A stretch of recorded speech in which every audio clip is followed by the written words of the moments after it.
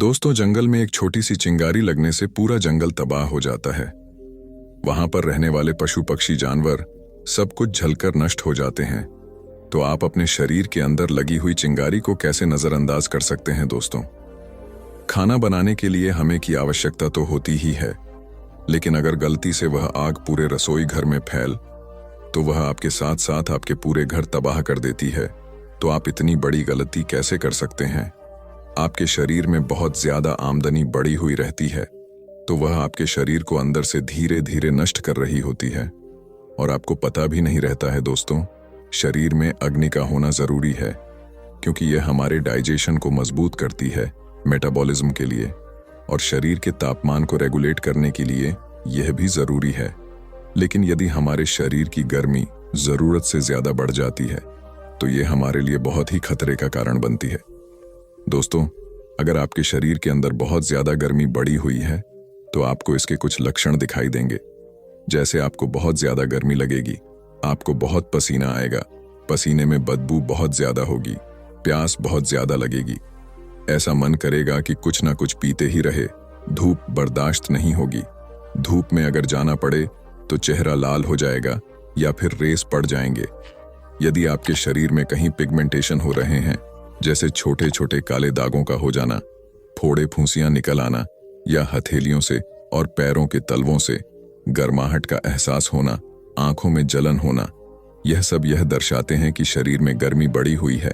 इसके साथ ही बालों का समय से पहले सफेद होना, बालों का बहुत ज्यादा झड़ना, महिलाओं को मासिक धर्म के दौरान ज्यादा ब्लीडिंग होना, या शरीर के किसी भी हिस्से से बिल्डिंग होना, जैसे पाइल्स में खून आना, नाक में नक्सीर आना, ये सब शरीर की गर्मी बड़े होने के कारण होता है। अगर आपको एसिडिटी की शिकायत रहती है, खट्टी डकार आती है, मुंह में छाले होते हैं, तो समझ लीजिए कि आपके शरीर की गर्मी बढ़ी हुई है। ऐसे में इंसान को गुस्सा भी बहुत ज्यादा आता है, चिड़चिड़ापन रहता है। लेकिन दोस्तों, यह जरूरी नहीं कि यह सारे के सारे लक्षण आपको दिखाई दे। इनमें से 2-3 लक्षण अगर आपको दिखाई पड़ते हैं तो समझ जाइए आपके शरीर में गर्मी बढ़ी हुई है। और अगर हमारे शरीर की बढ़ी हुई गर्मी को कम कर दें तो हमारे शरीर की यह सारी की सारी परेशानियां जड़ से खत्म हो जाएंगी।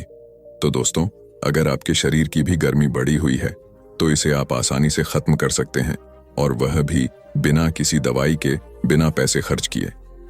आज मैं आपको इस कहानी में 5 ऐसे आसान से तरीके बताऊंगा जिनका इस्तेमाल कर कर आप कुछ ही दिनों में अपने शरीर की बढ़ी हुई गर्मी को बिल्कुल खत्म कर देंगे और आपकी सारी परेशानियां जड़ से समाप्त हो जाएंगी। इसीलिए दोस्तों, इस कहानी को आप बड़ी ही ध्यान से और अंत तक अवश्य देखना। दोस्तों, एक समय की बात है।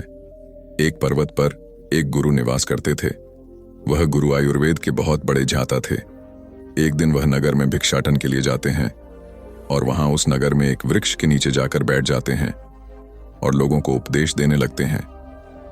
तभी उस भीड़ में से एक युवक खड़ा होता है और उन गुरु से कहता है, गुरुदेव, मुझे बहुत ही दिनों से कुछ परेशानियां हो रही हैं, कृपया मेरी समस्याओं का समाधान कीजिए। युवक की बात सुनकर गुरु मुस्कुराते हैं और उस युवक से पूछते हैं। गुरु की बात सुनकर युवक उनसे कहता है, हे गुरुदेव, मुझे आप इसका कोई उपाय बताइए ना, ताकि मैं इन परेशानियों से छुटकारा पा सकूं। तब गुरु उस युवक से कहते हैं, बेटा, तुम शांति से बैठ जाओ। फिर वह गुरु सारी सभा को संबोधित करते हुए कहते हैं कि आप सभी मेरी इन बातों को ध्यान से सुनो। आज मैं आपको 5 आसान से तरीके बताऊंगा जिससे आपके शरीर की गर्मी बढ़ी हुई जो है वह कम हो जाएगी, आपके शरीर से गर्मी निकल जाएगी। फिर वह गुरु उन सभी से कहते हैं कि शरीर की गर्मी बढ़ने का मतलब शरीर में पित्त दोष का असंतुलन होना होता है। फिर वह गुरु उन सभी से कहते हैं कि आप यह समझो कि यह गर्मी बढ़ती क्यों है।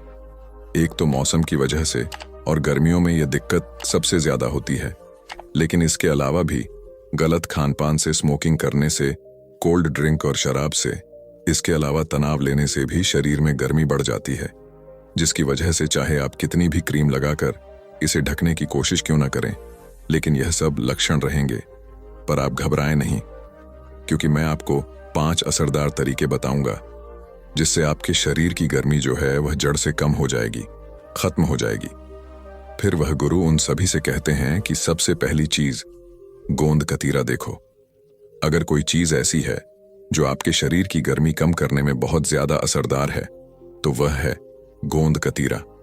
गोंद कतीरा गर्मी में पेड़ के तने से प्राकृतिक रूप से निकलता रहता है और ये जब निकलता है तो चिपचिपी गोल्ड जैसा होता है, लेकिन बाद में सूख जाता है, जिसे हम आसानी से किसी भी किराने की दुकान से खरीद सकते हैं। अब आपको इसे इस्तेमाल कैसे करना है इसके बारे में अच्छे से समझो। गोंद कतीरा के 4-5 दाने पानी में भिगो देने हैं और भिगोने के बाद लगभग 2-3 घंटे में ही फूलकर ये काफी ज्यादा बड़े हो जाते हैं। इसके बाद आप इसे नींबू पानी में मिलाकर पी लो। देखो, नींबू पानी तुरंत अंदर की गर्मी को कम करता है, लेकिन अगर आप इसे 1 चम्मच गोंद कतीरा के साथ डाल लो तो वह शरीर में गर्मी बढ़ने ही नहीं देगा। आपने कभी अगर ठेले पर शिकंजी पी हो तो आपने देखा होगा कि लोग गर्मियों में नींबू पानी में गोंद कतीरा डालते हैं। देखो, चरक संहिता के अनुसार गोंद कतीरा शरीर को गर्मी से बचाने का बहुत ही असरदार तरीका है। यह इतना ठंडा होता है कि इसे सर्दियों में खाने से मना किया जाता है और इसके फायदे यहीं तक नहीं हैं। गोंद कतीरा का 1 चम्मच अगर आप रोज खाने लग जाओ तो आपका शरीर ठंडा तो रहेगा ही, साथ ही साथ आपका लीवर भी ठीक रहेगा, शरीर की स्ट्रेंथ बढ़ेगी और चेहरे पर तेजाब जाएगा। आप इसे किसी भी शरबत में, नींबू पानी में या फिर सोने से पहले दूध में डालकर भी पी सकते हैं। गोंद कतीरा का अपना कोई स्वाद नहीं होता है, इसीलिए आप इसे दूध में, नींबू पानी में या फिर शरबत में मिलाकर पी सकते हो। सबसे अच्छी बात तो यह है कि गोंद कतीरा का फायदा आप अलग अलग तरीके से ले सकते हो। जैसे अगर गर्मी से आपकी आंखें जलती हों, आंखें लाल हो रही हों, तो ऐसे में गोंद कतीरा को लेकर अपनी दोनों आंखों पर लगाकर 10 मिनट के लिए लेट जाएं। ऐसा करने से आपको आराम मिलेगा और आपकी आंखों की जलन जो है वह बिल्कुल खत्म हो जाएगी। गोंद कतीरा को आंखों पर रोज लगाने से डार्क सर्कल भी खत्म हो जाते हैं। इसके अलावा अगर आप गोंद कतीरा को अपने सिर पर और अपने पैरों के तलवों पर लगाते हो और 20 मिनट तक छोड़ देते हो और आराम करते हो तो शरीर की गर्मी बाहर निकलने लगती है। गोंद कतीरा का 100 ग्राम पैक आपको 30 रुपए में किसी भी दुकान पर मिल जाएगा। यह इतनी सस्ती चीज है और गर्मियों में इसके बहुत ही ज्यादा फायदे होते हैं, इसीलिए आप इसे जरूर इस्तेमाल करके देखें। फिर वह गुरु उन सभी से कहते हैं कि देखो, आपको गोंद कतीरा ही खरीदना है, गोल्ड नहीं, क्योंकि देखने में दोनों एक समान होते हैं, लेकिन दोनों में बहुत ही ज्यादा फर्क होता है। क्योंकि गोल्ड का प्रयोग हम सर्दियों में लड्डू बनाने में करते हैं, जबकि गोंद कतीरा ठंडा होता है और गोल्ड पानी में डालने से फूलती नहीं है, लेकिन गोंद कतीरा पानी में डालने से फूल जाता है। फिर वह गुरु उन सभी से कहते हैं कि दूसरी चीज सर को ढकना है। देखो, आपने कड़ी धूप में मजदूरों को काम करते हुए तो देखा ही होगा, भले ही उनके शरीर पर पूरे कपड़े ना हो, लेकिन उनकी एक चीज जरूर होती है कि वह अपने सर को हमेशा ढक कर रखते हैं। आपने कभी सोचा है कि ऐसा क्यों किया जाता है? क्योंकि इसमें गर्मी का असर नहीं होता है। सिर्फ सर को देखने से वह लोग गर्मी से, त्वचा की एलर्जी से, नाक में खून आने से, बालों को झड़ने से रोक लेते हैं। देखिए, इसमें कोई संदेह नहीं है कि सूर्य एक प्राकृतिक डॉक्टर है, लेकिन अप्राकृतिक प्रदूषण के चलते ओजोन परत में छेद हो गया है, जिससे सुबह 11 बजे के बाद तेज धूप में जहरीली किरण पृथ्वी पर आना शुरू हो जाती है। इस समय जब सूर्य की किरण हमारे नंगे सिर पर डायरेक्ट पड़ती है तो उससे हमारे पूरे शरीर में गर्मी का असर हो जाता है। आयुर्वेद के अनुसार अगर धूप में नंगे सजाते हैं तो इससे शरीर में गर्मी बढ़ती है और ओजस्वी शक्ति घटती है। अगर संभव हो तो गर्मियों में 11 से लेकर 4 बजे तक घर के भीतर ही, लेकिन अगर बाहर जाना पड़े तो सर को ढक कर जाए। आप सर को ढकने के लिए छतरी का इस्तेमाल कर सकते हैं, टोपी का इस्तेमाल कर सकते हैं। अगर आपके पास कुछ भी नहीं है तो आप रूमाल का इस्तेमाल कर सकते हैं। जब आप अपने सर को ढक लेंगे तो आप महसूस करेंगे कि आपके ऊपर गर्मी का ज्यादा असर नहीं होगा। फिर वह गुरु उन सभी से कहते हैं कि गर्मियों में नहाने के लिए गर्म पानी का परहेज करें, क्योंकि बहुत से लोग गर्म पानी से नहाना पसंद करते हैं। गर्म पानी से नहाने से शरीर की मांसपेशियों को आराम मिलता है, लेकिन गर्म पानी को गर्मियों में सर पर कभी भी नहीं डालना चाहिए, क्योंकि इससे शरीर की गर्मी बढ़ती है और बाल उम्र से पहले ही सफेद होने लगते हैं। बालों में डैंड्रफ हो जाता है और बाल बहुत ज्यादा झड़ने लगते हैं। गर्मियों में शरीर की गर्मी को ठीक करने के लिए आप ठंडे पानी से ही स्नान करें। अगर आपके शरीर में गर्मी बहुत ज्यादा बढ़ी हुई है तो नहाने के पानी में थोड़ा सा गुलाब जल मिक्स कर लें। लेकिन मोटी मोटी बात तो यह है कि आपको आपके सर को गर्मी से बचावाना है। फिर वह गुरु उन सभी से कहते हैं कि तीसरी चीज ठंडे पेय पदार्थ। शरीर की गर्मी जब बढ़ती है तो हमें प्यास बहुत ज्यादा लगती है। ऐसा मन करता है कि कुछ ना कुछ पीते ही रहे। लेकिन ऐसे में हम लोग पीते क्या है? हम कोल्ड ड्रिंक पीते हैं, जैसे Sprite, Coca Cola, Pepsi, Limca, या बहुत सारे एनर्जी ड्रिंक पीते हैं जैसे कि स्टिंग। यह सारी कोल्ड ड्रिंक रिफाइंड चीनी से भरी हुई कार्बोनेटेड ड्रिंक्स है जो हमारी हड्डियों से कैल्शियम को चूस लेती है। यह सिर्फ कहने को कोल्ड ड्रिंक है, लेकिन हकीकत में इनमें इतनी एसिडिटी होती है कि पेट का पूरा पीएच बैलेंस बिगाड़ देती है। इन कोल्ड ड्रिंक को पीने का मतलब है ऐसा है कि आप आग बुझाने के लिए घी का प्रयोग कर रहे हैं। इनको पीने से आपको एसिडिटी होगी, पेट में अल्सर हो सकता है, इसीलिए आपको यह बिल्कुल भी नहीं पीनी है। अगर आप सच में ही शरीर की गर्मी को कम करना चाहते हैं तो कोल्ड ड्रिंक छोड़कर प्राकृतिक ठंडे पदार्थ पिएं, जैसे गन्ने का जूस। यह आपको हर जगह बड़ी आसानी से उपलब्ध हो जाएगा। 20 रुपए का एक गिलास तासीर में ठंडा होने की वजह से शरीर की गर्मी को कम करने का एक पेस्ट एक और प्रमाणित तरीका है। आयुर्वेद के अनुसार लिवर में बढ़ी हुई गर्मी को कम करने के लिए इसे औषधि के रूप में आज भी इस्तेमाल करते हैं। यह प्राकृतिक रूप से मीठा है, इसलिए इसे डायबिटिक लोग भी पी सकते हैं। आप रोजाना एक गिलास गन्ने का जूस पीना शुरू कर दो। उसमें नींबू डाल दो, पुदीना डाल दो। इसमें आपको बर्फ नहीं डालनी है, यह आपको बहुत ही ज्यादा ठंड करेगा। दूसरा ठंडा पेय पदार्थ है नारियल पानी। यह आपके शरीर की बढ़ी हुई गर्मी को कम करता है। इसके साथ ही नारियल पानी पीने से शरीर के अंदर की पत्थरी यूरिन के रास्ते बाहर आती है, ब्लड शुगर नीचे आती है और चेहरे पर पिंपल को भी यह ठीक करता है। अब ऐसा पेय पदार्थ इसमें जबरदस्त न्यूट्रल इलेक्ट्रोलाइट ने एक्सीडेंट हो, उसका मुकाबला यह कल की आई कोल्ड ड्रिंक कैसे कर सकती है। इसके अलावा आप छूने का सत्तू या फिर जौ का सत्तू किसी किराने की दुकान से खरीद लो।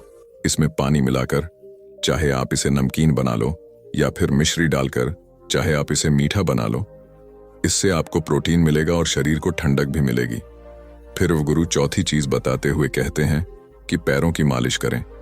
देखो, हमारे शरीर की गर्मी सबसे ज्यादा हमारे पैरों के तलवों से निकलती है।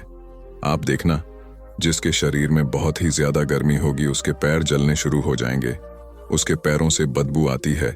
लेकिन जैसे पौधे की जद में पानी देने से पूरा पौधा हर आभार हो जाता है, वैसे ही हमारे शरीर की जड़ हमारे पैरों में है। वहां अगर मालिश कर ली जाए तो सारे शरीर की गर्मी निकल जाती है। आयुर्वेद के इस नियम को वैज्ञानिक भी मानते हैं। अगर आप सरसों का तेल, नारियल का तेल या फिर भी इन तीनों में से किसी भी एक तेल से पैरों के तलवों की मालिश करते हैं तो इससे आपका शरीर ठंडा होगा और साथ ही साथ आपका दिमाग भी ठंडा होगा। रात को सोने से पहले अपने पैरों को अच्छे से धो लें और फिर इन तीनों में से किसी एक तेल से अपने तलवों की मालिश करें। आप एक दिन भी यह करके देखेंगे तो आपको असर दिखना शुरू हो जाएगा। नींद बहुत अच्छी आएगी। लेकिन अगर आप इसके और भी अच्छे परिणाम चाहते हैं तो आपको इस मसाज को कांसे की कटोरी से करना चाहिए। दोस्तों, कांसा एक धातु होता है जो कॉपर और जिंक का मिश्रण है। पुराने समय से ही इसके बर्तन बनते आए हैं। कांसा धातु की कटोरी आपको किसी भी बर्तन की दुकान से आसानी से मिल जाएगी। कांसे की कटोरी से पैरों के तलवों की मसाज करना आयुर्वेद में शरीर की बढ़ी हुई गर्मी को कम करने का रामबाण इलाज है। आपके शरीर की गर्मी से रिलेटेड कितनी भी परेशानियां क्यों ना हो, फिर चाहे पाइल हो, पेट में अल्सर हो, लिवर में गर्मी बढ़ गई हो, स्किन प्रॉब्लम ठीक नहीं हो रही हो, गुस्सा बहुत ज्यादा आता है, आपके शरीर में कितनी भी गर्मी हो, वह इससे बाहर निकल जाएगी। जब आप अपने पैरों के तलवों की मसाज कांसे की कटोरी से करोगे तो आपको पता चल जाएगा कि आपके शरीर में कितनी गर्मी बढ़ी हुई है। क्योंकि तेल लगाकर जब आप अपने पैरों के तालाब की कांसे की कटोरी से मसाज करोगे तो गर्मी के अनुसार आपका पैर काला होना शुरू हो जाता है। जितना ज्यादा पैर आपका काला होगा उतना ही समझो कि आपके शरीर में गर्मी ज्यादा थी। लेकिन अच्छी बात तो यह है कि यह गर्मी आपके शरीर से निकल रही है, दोनों पैरों पर। अगर आप 2-2 मिनट भी मसाज कर लेते हैं तो इससे आपको बहुत ही जल्दी असर दिखाई देगा। जब आप पैरों की मसाज करके फ्री हो जाएं, तो उसके बाद आपको अपने पैरों को किसी रुमाल से पूंछ लेना है। जब आप पैरों की मसाज करके सोएंगे तो आपकी पूरी थकान समाप्त हो जाएगी। आप रोजाना मसाज नहीं कर पाए तो आपको जब भी समय मिले तब आप कर सकते हैं। आपके पास कांसा कटोरी नहीं है तो आप हाथों से भी मसाज कर सकते हैं। फिर वह गुरु उन्हें 5 भी चीज बताते हुए कहते हैं कि मिट्टी के मटके का इस्तेमाल करें। अगर आपको बहुत ही ज्यादा प्यास लगती है, पसीना बहुत ज्यादा आता है या शरीर में बढ़ी हुई गर्मी का और कोई लक्षण नजर आता है, तो सबसे पहले तो आपको गर्मियों में मिट्टी का मटका अवश्य इस्तेमाल करना है। देखो, मिट्टी एक ऐसी चीज है जो प्राकृतिक रूप से शरीर के लिए ठंडी होती है। इसके साथ ही इसमें मेन मिनरल्स बहुत होते हैं। फ्रिज का पानी छूने से भले ही ठंडा लगता हो, लेकिन बर्फ शरीर में गर्मी ही पैदा करती है। दूसरी तरफ मिट्टी के घड़े में जमा किया हुआ पानी प्राकृतिक रूप से ठंडा होता है। और मजे की बात तो यह है कि यह इतना ठंडा होता है कि जिससे प्यास बुझती है, लेकिन गला कभी खराब नहीं होता है। वहीं अगर फ्रिज का पानी पी लेते हैं तो कई बार उससे आपका गला भी खराब हो जाता है। इसके साथ ही मटके के पानी में साधारण पानी से काइंड ज्यादा होता है और इसमें मिनरल्स भी बहुत ही ज्यादा मात्रा में बढ़ जाते हैं।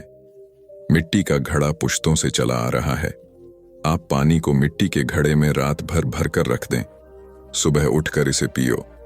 यह आपकी गैस की समस्या और ऐसे के लिए दवाई का काम करेगा। आजकल तो दुकानों पर भी मिट्टी की बोतल, गिलास, खाना बनाने के बर्तन सब कुछ मिलने लगे हैं। मिट्टी के पात्र में रखा हुआ पानी पीने से आपके शरीर की गर्मी बिल्कुल खत्म हो जाएगी।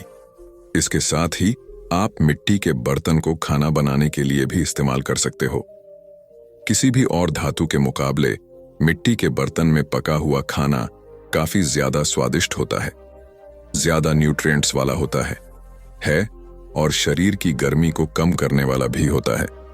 आप गैस पर भी मिट्टी के बर्तन में खाना बना सकते हैं। देखो, यदि शरीर की गर्मी बढ़ जाए तो बहुत ही ज्यादा परेशान करती है। इसको हल्के में नहीं लेना चाहिए। अगर आप शरीर की गर्मी से परेशान हैं तो यह 5 चीजें अवश्य करें। गोंद कतीरा खाएं। धूप में निकलें तो सर ढक कर निकले। कोल्ड ड्रिंक को छोड़कर प्राकृतिक ठंडे पेय पदार्थ पिएं। रात को सोने से पहले पैरों के तलवों की मसाज करें और पानी पीने के लिए, खाना बनाने के लिए मिट्टी के बर्तनों का इस्तेमाल करें। बहुत ही जल्दी आपको आपकी समस्याओं का समाधान मिल जाएगा। फिर वह गुरु अपना उपदेश समाप्त करके वापस अपनी कुटिया की तरफ चले जाते हैं और नगर के लोग भी अपने अपने घर को लौट जाते हैं। तो दोस्तों, उम्मीद करता हूं आपको इस कहानी से जरूर बहुत कुछ सीखने को मिला होगा। यह कहानी आपको कैसी लगी हमें कमेंट बॉक्स में कमेंट करके जरूर बताएं और इस वीडियो को लाइक भी जरूर करें और साथ ही इस वीडियो को अपने दोस्तों के साथ जरूर शेयर करें ताकि उन्हें भी इस कहानी से कुछ सीखने को मिल सके। चलिए, अब आपका रुख एक और सुंदर कहानी की तरफ मोड़ देते हैं। ये जो मैं आपको बताने जा रहा हूं, ये मैं ऐसे ही नहीं बता रहा हूं। ये उन सफल लोगों की दास्तान है जो आज एक नामी ग्रामी चेहरा बन चुके हैं। तो चलिए, हम आपको एक कहानी के माध्यम से समझाते हैं।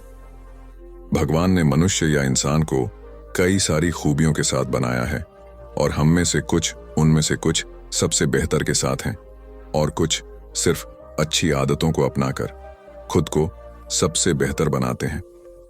हमारे समाज में आपने देखा होगा कि सफल लोग समाज में हमेशा प्रशंसनीय होते हैं, लेकिन क्या आप जानते हैं इसके लिए उन्होंने कितना संघर्ष किया होगा इस आसानी से पढ़े जाने वाले शब्द सफल होने के लिए। अगर आप माता पिता हैं या कोई ऐसा जो अपने जीवन में कुछ अलग करना चाहता हो, तो निश्चित तौर पर आपको यह लेख पढ़ना चाहिए। आपको साहसी बनने की जरूरत क्यों है? साहसी बनना सुनने में जितना आसान लगता है, असल में यह उतना आसान होता नहीं है। इसमें समय और अनुभव दोनों लगता है। आमतौर पर हम अपने बच्चों को सफलता की कहानियां दिखाते हैं और उन्हें प्रेरित करते हैं कि वो भी वैसे ही बने। मान लीजिए कि आपका बच्चा अपने पढ़ाई के दौरान अच्छे नंबर प्राप्त करता है और उसकी अच्छी सी प्लेसमेंट हो जाती है और उसके पास एक अच्छी नौकरी होती है। ये सब कुछ आपकी प्रेरणा से हुआ है। उनके पास जो भी है, आप उससे काफी ज्यादा खुश होते हैं। लेकिन क्या आपने कभी सोचा है, अगर वो कंपनी बंद हो गई या कुछ अनहोनी घटना हो जाती है, तब आपका बच्चा इससे कैसे निपट पाएगा? अब यहां पर आपके दिमाग में एक प्रश्न होगा कि उन्हें इस बात का एहसास कैसे दिलाएं कि नाकामी को कैसे महसूस किया जाए। इसका यह मतलब कभी नहीं है कि आप उनको पढ़ाई से भटका दें। फिर भी यहाँ ऐसे बहुत से तरीके हैं जिसकी मदद से आप उन्हें सफलता और असफलता दोनों का स्वाद चखा सकते हैं। उदाहरण के लिए उनसे कहें कि वो तमाम अलग अलग सांस्कृतिक कार्यक्रमों में भाग लें, या अगर आप खुद एक युवा हैं तो अलग अलग क्षेत्रों में प्रयास करें, भले ही आप उसमें निपुण हों या फिर सिर्फ अच्छे हों। इस तरह निश्चित रूप से आप अपनी कुछ खासियतों के बारे में जान सकेंगे और कई चीजों में नाकाम भी होंगे, और तब आप अपनी नाकामी को भी प्रबंधित करने में सक्षम हो जाएंगे।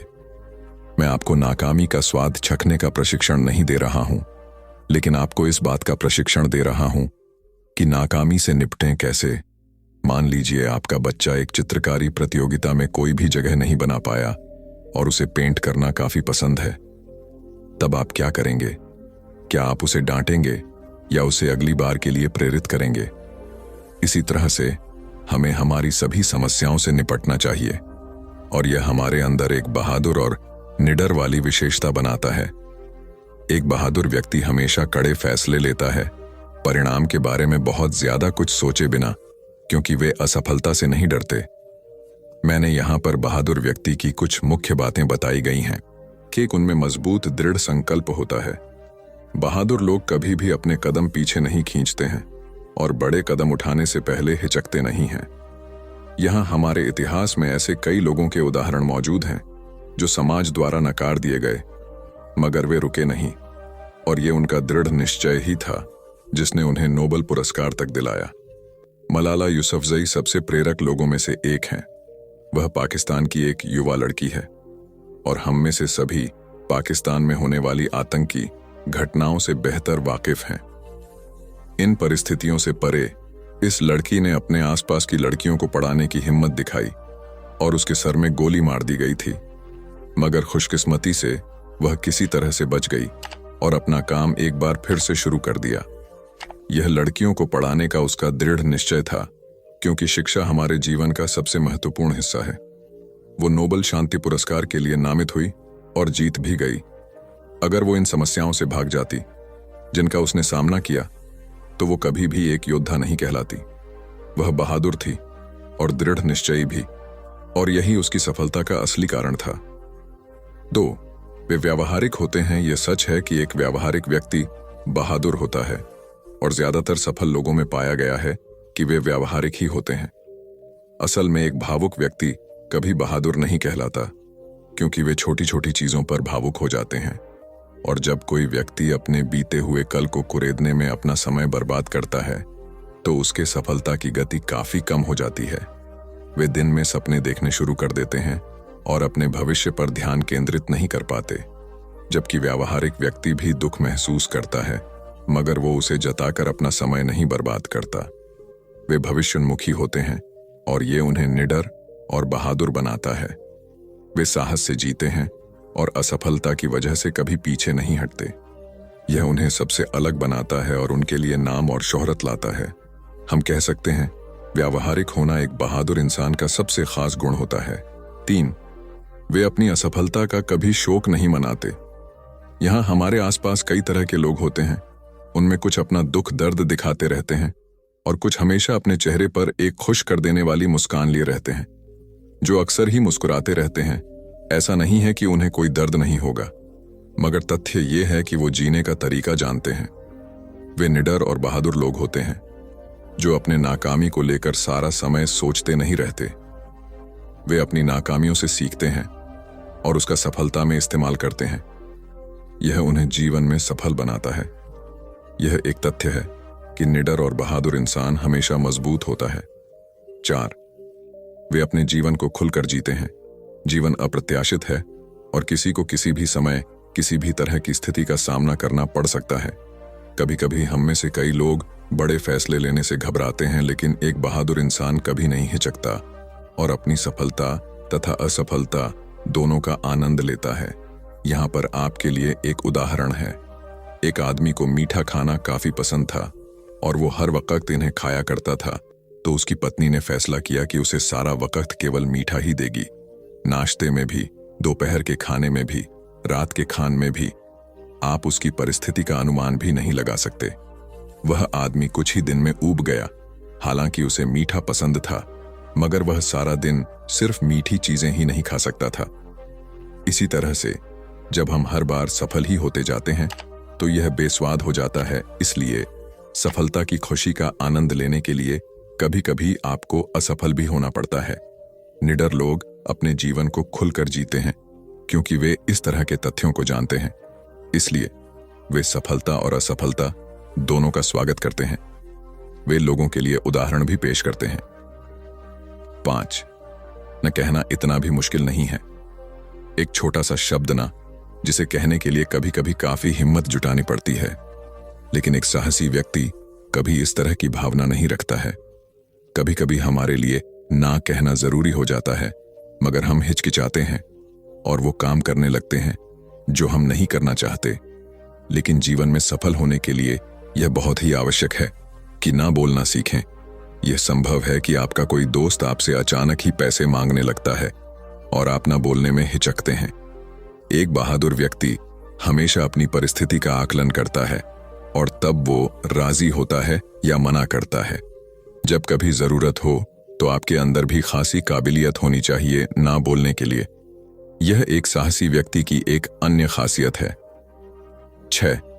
वे पीठ पीछे चुगली नहीं करते। बहादुर लोगों की एक खासियत होती है कि वे कभी आपके पीठ पीछे चुगली नहीं करते हैं। वे जो भी महसूस करते हैं या सोचते हैं वो सामने से कह देते हैं। वे वास्तविकता में विश्वास करते हैं और वर्तमान दुनिया में जीते हैं। उनकी सोच काफी बड़ी होती है और वे हमेशा अच्छी बातें सोचते हैं। अगर उन्हें लगता है कि आप गलत हैं या कुछ ऐसा जो सही नहीं हो रहा है, उनमें इतनी हिम्मत होती है कि वो पीठ पीछे चुगली करने की बजाय सबके सामने आपसे बोल सकते हैं। वे अपनी समस्याओं का सामना खुद करते हैं और खुद ही उनका समाधान भी निकालते हैं। हमेशा सच बोलो। यह एक तथ्य है कि जो लोग सच बोलते हैं उन्हें कभी भी अपनी कही हुई बातों को याद करने में समय नहीं लगता है, क्योंकि अक्सर ही हम जो कहते हैं वो भूल जाया करते हैं। लेकिन उसी क्षण अगर हम सच बोलते हैं तो वही बात हम हमेशा बोलते हैं। उदाहरण के लिए, अगर आपसे कोई पूछता है कि 10वीं कक्षा में आपके कितने नंबर आए थे, और तब अगर आप झूठ बोलते हैं और बताते हैं कि 90% आए थे, जबकि असल में थे 60%, तब जब वे कुछ वर्षों बाद आपसे यही प्रश्न दोबारा करते हैं तो इस बार आप कुछ और कहते हैं, क्योंकि आपको याद ही नहीं कि आपने पिछली बार क्या कहा था। इसका मतलब है हर किसी के लिए सच बोलना आवश्यक है और बहादुर लोग ऐसा करने में कभी नहीं हिचकते हैं। रिस्क लेना। जब हम कुछ अलग या खास करने जा रहे होते हैं तब बहुत सारे लोग बहुत कुछ सोचते हैं। यह हर कोई नहीं होता जो कुछ बड़ा और कठोर फैसला लेने की हिम्मत दिखा पाता है। यह संभव है कि आप पहली बार में नाकाम हो जाएं, लेकिन असफलता हमें और भी मजबूत और हिम्मती बनाती है। इसलिए हमेशा अपने खुद के फैसले बनाएं और अपनी असफलताओं का दोष उन्हें न दें। यह भी जरूरी है कि परिस्थिति का विश्लेषण करें और तब खुद से निष्कर्ष निकालें। अच्छे श्रोता बने। आजकल के बच्चे खुद को मास्टरमाइंड समझते हैं और बिना दूसरों की सुने जो मन करता है वो करते हैं। इससे उन्हें लगातार असफलता ही मिलती है और आखिरकार वो अवसाद में चले जाते हैं और आत्महत्या जैसा कदम तक उठा लेते हैं। इसलिए यह हर किसी के लिए बहुत ही आवश्यक है कि वो एक अच्छा श्रोता बने, क्योंकि इसमें धैर्य चाहिए होता है। और जब आप यह खूबी हासिल कर लेते हैं, यह स्वयं ही आपको एक अच्छा श्रोता बना देता है। यहाँ आपके लिए एक उदाहरण है। मान लीजिए कि आप एक लकड़ी डिजाइन की किसी कंपनी में काम करते हैं और आपको फैशन में कोई खास दिलचस्पी नहीं है। आपका एक दोस्त जो अक्सर ही ड्रेस डिजाइनर के पास जाता रहता था और आपको भी ले जाया करता था। कई दिनों तक उनके तमाम खूबसूरत डिजाइन को ध्यान में रखते हुए आपने अपने दिमाग में एक नई डिजाइन तैयार कर दी। आपने क्या किया? आपने सिर्फ ध्यान दिया और फिर ड्रेस डिजाइनर्स को सुना और फिर उसे लकड़ी उद्योग में आजमाकर शानदार बदलाव ला दिया। यह हमेशा से होता है कि वही व्यक्ति सफल होता है जो कुछ नए विचार लाता है, और सफलता हमेशा आपको साहसी बनती है। निष्कर्ष बहादुर बनना एक चुनाव है और आप इस आदत को ऊपर बताए गए प्रयासों से अपना सकते हैं। जीवन हमेशा अच्छा ही नहीं होता और हमें सफलता और असफलता दोनों को सहना सीखना पड़ता है। आमतौर पर समाज में हमारे माता पिता हमेशा चाहते हैं कि उनके बच्चे सफल हों, लेकिन वे कभी उन्हें असफलता को झेलना नहीं सिखाते। इसलिए हमारे लिए दोनों ही बातों को सीखना बेहद आवश्यक है और जो व्यक्ति यह सब सीख जाता है वो एक बहादुर और निडर इंसान के रूप में खुद को उभार लेता है। इसलिए जीवन की इस यात्रा में हमें बहादुर बनने का चुनाव करना चाहिए। हमें समझना होगा कि असफलता भी सफलता का हिस्सा है और यही जीवन का सार है। जब हम असफलता को स्वीकार करते हैं और उससे सीखते हैं, तब हम वास्तव में अपनी ताकत और क्षमता को पहचानते हैं। हमारे माता पिता हमें हमेशा सफल देखना चाहते हैं, लेकिन असफलता को स्वीकारना और उससे सीखना भी एक महत्वपूर्ण शिक्षा है। यह हमें धैर्य, सहनशीलता और आत्मविश्वास सिखाता है। जो व्यक्ति इन गुणों को आत्मसात करता है, वह जीवन में किसी भी चुनौती का सामना निडरता से कर सकता है। इस प्रकार बहादुरी कोई एक बार की घटना नहीं है, यह एक निरंतर प्रक्रिया है। यह रोजमर्रा की छोटी छोटी लड़ाइयों से लेकर बड़े बड़े संघर्षों तक हर मोड़ पर हमारे साथ होती है। और जब हम इन सभी अनुभवों से गुजरते हैं, तो हम न केवल एक बहादुर इंसान बनते हैं, बल्कि एक ऐसा व्यक्ति भी बनते हैं जो अपने जीवन के हर पहलू में समृद्धि और संतुलन प्राप्त करता है। आखिर में यही जीवन की सच्चाई है कि हर मुश्किल, हर असफलता हमें और मजबूत और बहादुर बनाती है, और इसी बहादुरी के साथ हम अपने सपनों को साकार कर सकते हैं और अपनी कहानी को एक जबरदस्त और प्रेरणादायक अंत दे सकते हैं। अब इसके साथ ही हम अपनी आज की आखिरी कहानी की तरफ बढ़ते हैं, जिसमें आपको संघर्ष और मेहनत का एक जीता जागता उदाहरण मिलेगा। तो चलिए शुरू करते हैं अपनी आज की आखिरी कहानी और समझाते हैं आपको अपनी आवाज में। आपके जीवन को बेहतर बनाने का एक सकारात्मक तरीका है कि आप हर दिन एक प्रेरणादायक कहानी जरूर सुनें। प्रेरणादायक कहानियां गहरे स्तर के ज्ञान को सीखने का एक शानदार तरीका है। यहाँ कुछ लघु प्रेरणादायक कहानियों का संग्रह है जो आपके मन और आत्मा के उत्थान की शक्ति को बढ़ा सकती है। प्रेरणादायक कहानियां हमेशा हमारे जीवन में महत्वपूर्ण भूमिका निभाती हैं, क्योंकि हम ऐसी कहानियों से बहुत कुछ सीख सकते हैं। प्रेरणादायक कहानियों का इतिहास उतना ही पुराना है जितना कि स्वर्ग और नर्क की अवधारणा। कोई भी निर्धारित नहीं कर सकता है कि ये कहानियां वास्तव में कहां से शुरू हुई हैं, लेकिन तथ्य यह है कि ये कहानियां आत्म प्रेरणा और किसी के व्यक्तित्व को विकसित करने में महत्वपूर्ण भूमिका निभाती हैं। ये कहानियां हमेशा दिल को छूती हैं और भावनाएं पैदा करती हैं। इसलिए जब भी हम कोई अच्छी प्रेरक कहानी सुनते हैं तो हमारी आत्मा तरोताजा हो जाती है। एक बालक अभी पूरे 2 साल का भी नहीं हुआ था कि उसके पिता की मृत्यु हो गई। ऐसी कठिन परिस्थिति में उसकी माँ उसे लेकर अपने मायके में रहने लगी। सभी उसे नन्हा कहकर पुकारते थे। छोटे से कद का बालक शारीरिक रूप से दुर्बल था, किंतु मानसिक रूप से अत्यंत मेधावी। उसे जो कुछ भी कहा या सिखाया जाता वह बड़े मनोयोग से उसे ग्रहण करता था। धीरे धीरे दिन बीतते गए और बालक 6 वर्ष का हो गया। एक बार वह अपने कुछ मित्रों के साथ मिलकर किसी बाग में फूल तोड़ने पहुंचा। वह बालक और उसके सभी फल तोड़ने लगे। तभी माली आ गया। उस बालक के सभी मित्र भाग गए, लेकिन वह माली की पकड़ में आ गया। माली ने उसे डंडे से पीटना शुरू किया। नन्हा मार खाता रहा और फिर धीमी आवाज में माली से बोला, मेरे पिता इस दुनिया में नहीं है, इसलिए तुम मुझे इस तरह मार रहे हो। बालक की बात सुनकर माली का हाथ रुक गया। माली शांत होकर बोला, बेटा, तुम्हारे पिता के न होने से तुम्हारी जिम्मेवारी और अधिक बढ़ जाती है कि तुम कोई गलत काम नहीं करो। यह सुनकर नन्हा बालक फूट फूट कर रो पड़ा और फिर कभी गलत काम न करने का संकल्प लिया। यही नन्हा बालक बड़ा होकर लाल बहादुर शास्त्री के नाम से विख्यात हुआ और प्रधानमंत्री के रूप में अपने गुण व व्यवहार से सर्वत्र प्रशंसा पाई। कथा का सार यह है कि माँ बाप के अमूल्य मार्गदर्शन के अभाव की स्थिति में और अधिक जिम्मेदार बनकर आत्मविकास करना चाहिए। 19वीं शताब्दी का एक प्रसंग है।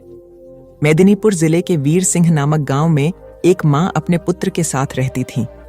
माँ का रहन सहन अत्यंत सादा था और विचार अति उच्च। अपने पुत्र को वह सदा सुसंस्कारों की शिक्षा देती थी। पुत्र भी माँ का आज्ञाकारी था। माँ बहुत संघर्ष कर पुत्र का पालन पोषण कर रही थी। पुत्र अपनी माँ के कष्टों को देखता समझता था और इसी वजह से उसके मन में यह भावना थी कि बड़ा होकर अपनी माँ को सभी प्रकार के सुख दूं। एक दिन पुत्र ने माँ से कहा, मेरी बहुत इच्छा है कि तुम्हारे लिए कुछ गहने बनवाऊं, तुम्हारे पास एक भी गहना नहीं है। ये सुनकर माँ बोली, बेटा, मुझे बहुत दिनों से 3 प्रकार के गहनों की इच्छा है। पुत्र ने पूछा, वे कौन से गहने हैं? माँ ने उत्तर दिया, बेटा, इस गांव में स्कूल नहीं है, तुम एक अच्छा स्कूल बनवाना, एक दवाखाना खुलवाना, गरीब और अनाथ बच्चों के रहने और भोजन की व्यवस्था करवाना, यही मेरे लिए गहनों के समान होगा। माँ की बात सुनकर पुत्र रो पड़ा। वह पुत्र था पंडित ईश्वर चंद्र विद्यासागर और माँ थी भगवती देवी। वीर सिंह गांव में इस पुत्र द्वारा स्थापित किया हुआ भगवती विद्यालय आज भी उन अमूल्य गहनों की कथा सुना रहा है। कथा का सार यह है कि स्वयं की सज्जा से अधिक समाज को संवारने की कामना ही मनुष्य को मनुष्यत्व प्रदान करती है और ऐसी मनुष्यता से भरा समाज एक सुसंस्कृत राष्ट्र की परिकल्पना को साकार करता है। एक महात्मा बड़े ज्ञानी थे। वे प्रायः अपने शिष्यों को रामायण, महाभारत और गीता ग्रंथों की अच्छी बातें बताकर उन्हें आचरण में उतारने का आग्रह करते थे। प्रतिदिन संध्या को वे प्रवचन करते और श्रोताओं को इन धर्म ग्रंथों की कथाएं व दृष्टांत सुनाकर उनमें सदाचार जागृत करने का प्रयास करते थे। स्वयं महात्मा जी का आचरण भी तदनुकूल ही था। वे कंदमूल खाते, कभी किसी वस्तु की इच्छा न करते थे। धन संग्रह में उनकी कदापि रुचि नहीं थी। यदि कोई शिष्य अथवा श्रोता श्रद्धापूर्वक उन्हें कुछ भेंट करता तो वे तत्क्षण उसे किसी जरूरतमंद को दान कर देता। प्रवचन के पश्चात लोगों के प्रश्नों व जिज्ञासुओं का भी महात्मा जी समाधान करते। वे प्रायः रामायण आदि ग्रंथों से शिक्षा ग्रहण करने की बात कहते थे। एक दिन किसी व्यक्ति ने उनसे प्रश्न किया, महात्मा जी, रामायण को सही माना जाए या गलत? उन्होंने उत्तर दिया, वत्स, जब रामायण की रचना हुई थी तब मैं नहीं था। राम जी वन में विचरण कर रहे थे, तब भी मेरा अता पता नहीं था, इसलिए मैं नहीं बता सकता कि रामायण सही है या गलत। मैं तो सिर्फ इतना बता सकता हूं कि इसके अध्ययन एवं इससे मिलने वाली शिक्षा से सुधर कर मैं आज इस स्थिति में हूं। चाहो तो तुम भी इसका प्रयोग कर अपना जीवन बेहतर बना सकते हो। सार यह है कि धर्म ग्रंथ व नीति ग्रंथ तर्क का विषय नहीं होते, उनमें सतोमुखी जीवन के तत्व होते हैं। अतः उनसे अपने जीवन को सार्थकता देने की शिक्षा ग्रहण करनी चाहिए, न कि उन्हें तर्क की कसौटी पर कसना चाहिए। उपन्यासकार डा क्रोनिन अत्यंत निर्धन थे। पुस्तकों की रॉयल्टी या तो प्रकाशक हड़प जाते अथवा क्रोनिन को उनके हक से कम 2 क्रोनिन बहुत सीधे थे। प्रकाशकों से लड़ाई कर अपना हक लेना उन्हें नहीं आता था। अतः गरीबी में उनका जीवन बीत रहा था।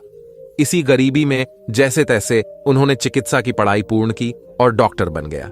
जब वे चिकित्सा के क्षेत्र में आए तो कुछ लोगों ने उन्हें इसके जरिए पैसा कमाने का तरीका बताया। वे लोगों की बातों में आकर मरीज से मोटी फीस वसूलने लगे। वे किसी भी निधर्न पर दया नहीं करता और पूरा चिकित्सा खर्च लेते। यह देखकर क्रोनिन की पत्नी बहुत दुखी हुई। वे अत्यंत दयालु थीं। पति की गरीबों के साथ यह निर्दय देख एक दिन वे बोली, हम गरीब ही ठीक थे, हमसे कम दिल में दया तो थी। उस दया को खोकर तो हम कंगाल हो गए, अब मनुष्य ही नहीं रहे। पत्नी की मर्मस्पर्शी बात सुनकर डा क्रोनिन को आत्मबोध हुआ और उन्होंने अपनी पत्नी से कहा, तुम सच कह रही हो। व्यक्ति धन से नहीं मन से धनी होता है। तुमने सही समय पर सही राह दिखाई, अन्यथा हम अमानवीयता की गहरी खाई में गिर जाते तो कभी उठ ही नहीं पाते।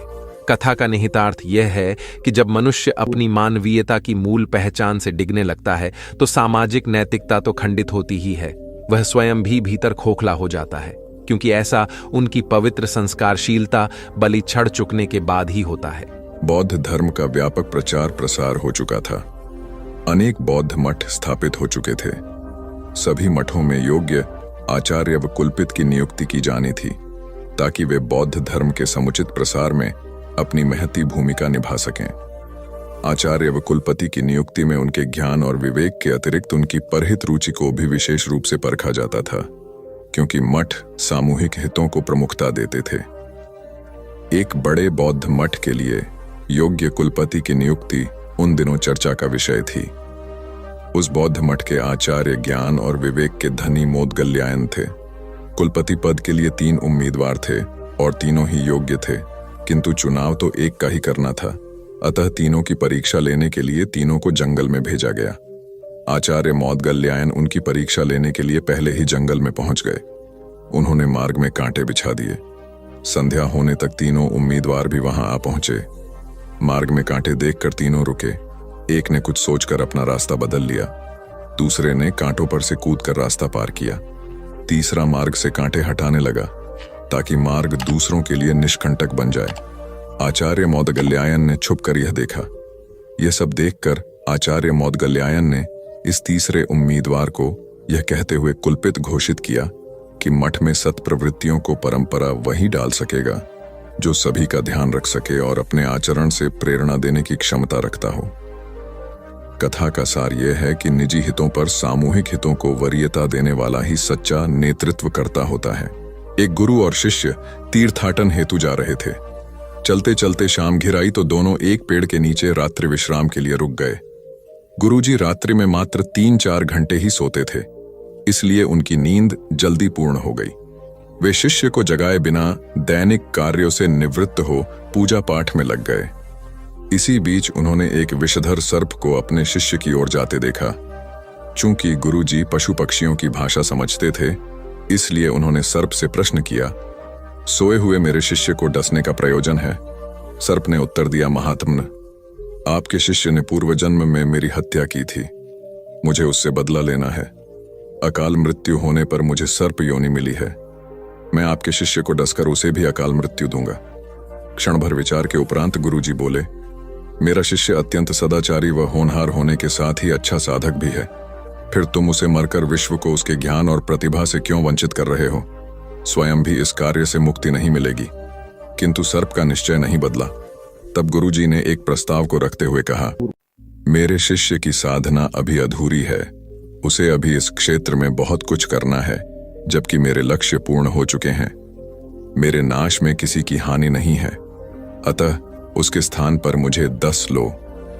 गुरु का यह स्नेह देखकर सर्प का हृदय परिवर्तन हो गया और वह उन्हें प्रणाम कर वहां से चला गया। वस्तुतः गुरु की गुरुता न केवल शिष्य को ज्ञान देने में, बल्कि उसे पूर्ण परिपक्व होने तक उसकी रक्षा करने में निहित है। स्वामी विवेकानंद के प्रवचन ज्ञान युक्त और तर्क आधारित होते थे। ज्ञान, भक्ति और कर्म विषयक जटिल से जटिल प्रश्नों का समाधान स्वामी जी अपनी सहज मेघा से कर देते थे। जिज्ञासुओं का जमावड़ा उनके आसपास हमेशा लगा रहता था।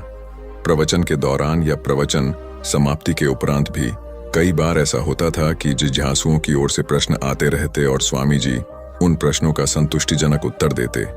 एक बार स्वामी जी अपने प्रवचन में भगवान के नाम की महत्ता बता रहे थे। यह सुनकर एक व्यक्ति ने तर्क दिया, शब्दों में क्या रखा है स्वामी जी? उन्हें रटने से क्या लाभ होगा? तब स्वामी जी उसे प्रमाण सहित समझाने के उद्देश्य से नीच, जाहिल, मूर्ख आदि अपशब्दों से संबोधित किया। यह सुनकर वह अत्यंत क्रोधित हो गया और कहने लगा, आप जैसे सन्यासी के मुंह से ऐसे शब्द शोभा नहीं देते। आपके इन कुवचनों से मुंह बहुत आघात पहुंचा है। तब स्वामी जी बोले, भाई वे तो शब्द मात्र थे। आपने ही कहा कि शब्दों में क्या रखा है। मैंने भी तो आपको मात्र शब्द ही कहे, कोई पत्थर तो नहीं मारे। स्वामी जी की बात सुनकर उस व्यक्ति को अपने प्रश्न का जवाब मिल गया कि अब शब्द क्रोध का सकते हैं तो प्रिय वचन भी आशीर्वाद और कृपा दिला सकते हैं। वस्तुतः शब्द की महिमा अपरंपार है। अप्रिय वाणी मर्म भेदी होती है और मधुर वाणी मरहम का काम करती है। इसलिए प्रथम स्थिति में अपयश और दूसरी स्थिति में सम्मान व शुभाशीष मिलती है। एक जंगल में 3 दोस्त बड़े आनंद से रहते थे, कछुआ, हिरण और कौआ। जंगल में सभी प्रकार के प्राणी और पक्षी भी रहते थे, लेकिन उनके जैसा कोई न था। एक दिन हिरणी बोली, अरे वही बैठे बैठे मैं बोर हो गई हूं, चलिए कोई ऐसा खेल खेलते हैं जिसमें सभी को मजा आ जाए। कछुआ और कौआ बोला, हाँ दोस्तों, वही बैठे बैठे का खेल खेलकर बोर हो चुके हैं, अब कुछ नया खेल खेलेंगे। कौवे को हिरण बोली, ठीक है, तो तुम एक बड़े से पेड़ पर बैठकर आंखें बंद करके 10 तक गिनती करो और हम दोनों छुपेंगे। उसके बाद तुम हमें ढूंढना।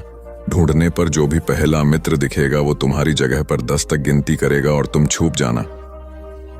कौआ गिनती करने लगा, हिरण और कछुआ छुपने लगे। इसी तरह खेल चलता रहा। जब खेल खेल कर तीनों मित्र थक गए, तब एक जगह बैठकर बातें करने लगे। उतने में एक शिकारी वहां से गुजर रहा था। तभी उसकी नजर हिरण, कौआ और कछुए पर पड़ी। शिकारी ने जैसे ही तीनों मित्रों को देखा, उन्हें पकड़ने के लिए दौड़ा। खतरे का आभास होते ही हिरण और कौआ रफू चक्कर हो गए, यानी कि वहां से भाग गए। कछुए को आभास हुआ, परंतु कछुए की चाल धीरे होने के कारण शिकारी के हाथ लग गया और शिकारी उसे अपने कपड़े में बांधकर ले जाने लगा। शिकारी मन ही मन खुश हो गया। हिरण नहीं तो कछुआ ही सही, रात का तो प्रबंध हो गया, यह कहकर वहां से जाने लगा। उधर हिरण और कौआ अपने मित्र को ऐसे शिकारी के कैद में देखकर दुखी होने लगे। तभी शिकारी भोजन में कछुए को खाने वाला है। यह सुनकर हिरण और कौवे ने एक योजना बनाई।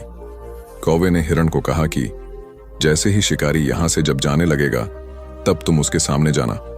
जब शिकारी तुम्हें देखेगा तो अपनी पोटली जमीन पर रखकर तुम्हें पकड़ने के लिए जैसे ही दौड़ेगा, मैं जमीन पर रखी हुई पोटली पकड़कर उड़ जाऊंगा और तुम वहां से भाग जाना। जैसे ही शिकारी वहां से जाने लगा, हिरनी उसके सामने आ गई। शिकारी ने हिरनी को पकड़ने के लिए पोटली जैसे ही जमीन पर रखी, कौआ अपनी चोंच में पोटली पकड़कर उड़ गया। शिकारी हिरण को पकड़ने के लिए दौड़ा और पीछे मुड़कर देखा, कौआ पोटली चोंच में पकड़कर उड़ रहा था और इधर हिरण पलक झपटे ही भाग गई। शिकारी निराश होकर घर लौट गया। कौवे ने पोटली को महफूज जगह पर रखा और कछुए को शिकारी के चंगुल से आजाद कराया और तीनों मित्र आनंद से रहने लगे। इससे हमें यह सीख मिलती है कि असली दोस्ताना वही जो समय पर काम आए। एक किसान था जिसके 2 बेटे थे। वह बहुत ही आलसी और निकम्मे थे। वह अपने पिता को कामकाज में हाथ बटाने के बजाय आलस किया करते थे, इधर उधर घूमते फिरते थे। किसान को अपने बेटों की बहुत फिक्र थी। वह सोचते थे कि मेरे मरने के बाद इनका क्या होगा, ये अपना पेट कैसे भरेंगे, अपने परिवार को कैसे संभाल पाएंगे। एक दिन किसान की हालत बहुत ही गंभीर थी, कहने का मतलब किसान मरने की हालत में था। तभी किसान ने अपने दोनों बेटों को बुलाकर उनसे कहा कि हमारे खेत में एक खजाना गड़ा हुआ है, लेकिन वह किस जगह है उसकी जानकारी मुझे भी नहीं है, लेकिन खोदने के बाद तुम्हें वो खजाना मिल जाएगा। इतना कहकर किसान भगवान को प्यारे हो गए। खजाने की खबर सुनकर दोनों बेटों के मन में लालच आ गया और वो दोनों खेत पर चले गए और खेत को खोदने लगे। खजाने के लालच में कुछ ही दिनों में पूरे खेत को खोदने के बाद वह घर जाकर बैठ गए और वह अपने पिता को कोसने लगे।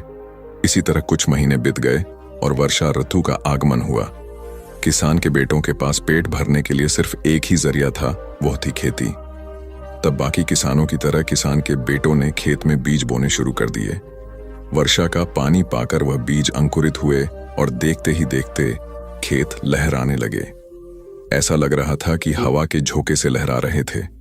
यह देखकर किसान के बेटे बहुत खुश हो गए।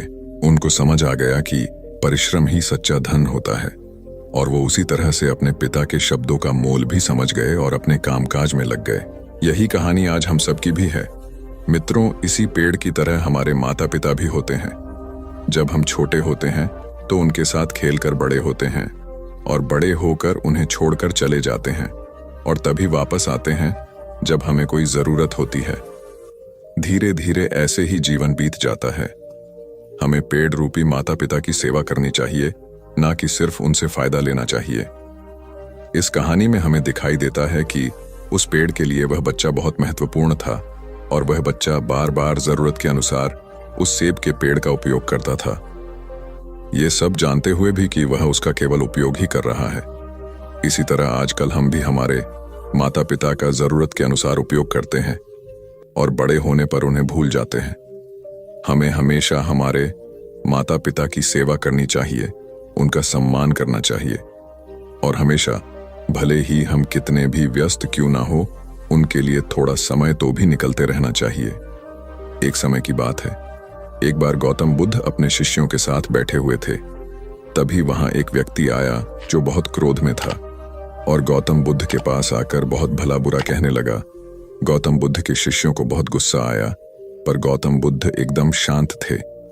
वह व्यक्ति वहां से चला गया। फिर अगले दिन वह दोबारा आ गया और आज तो वह और भी ज्यादा गुस्से में था और गौतम बुद्ध को और भी बुरा कहने लगा। परंतु आज भी गौतम बुद्ध एकदम शांत थे और मुस्कुरा रहे थे। पर गौतम बुद्ध के शिष्यों को बहुत गुस्सा आया। वह व्यक्ति कुछ देर चिल्लाता रहा, फिर चला गया। अगले दिन वह व्यक्ति फिर आया और आज तो हद ही कर दी उसने। आकर गौतम बुद्ध को गाली देने लगा। गौतम बुद्ध के शिष्यों को बहुत गुस्सा आया, परंतु आज भी गौतम बुद्ध एकदम शांत थे।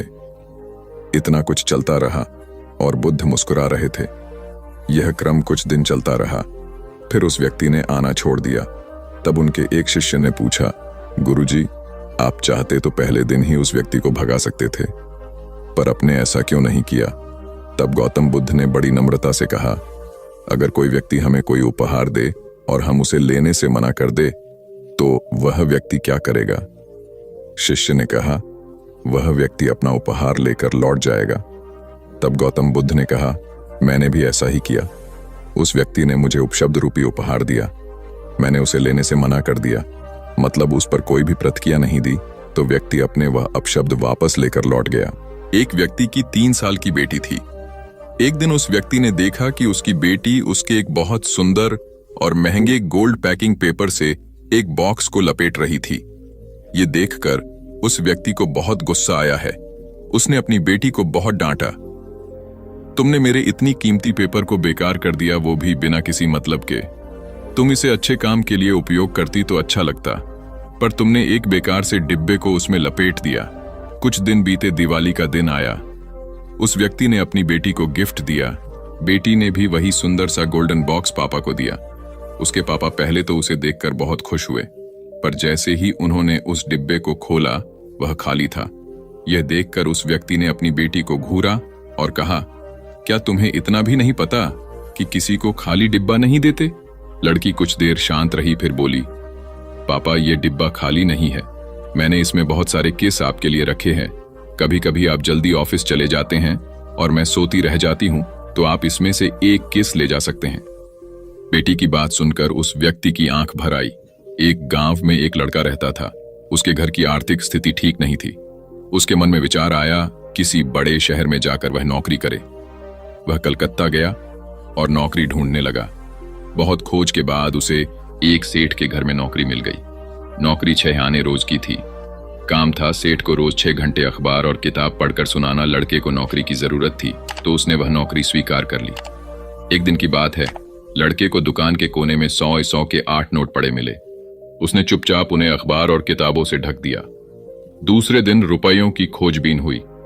लड़का सुबह जब दुकान पर आया तो उससे पूछा गया। लड़के ने तुरंत ही प्रसन्नता से रुपये निकालकर ग्राहक को दे दिए। वह बहुत ही खुश हुआ। लड़के के ईमानदारी से सबको बहुत प्रसन्नता हुई। सेठ भी लड़के से बहुत खुश हुआ। सेठ ने लड़के को पुरस्कार देना चाहा तो लड़के ने लेने से मना कर दिया।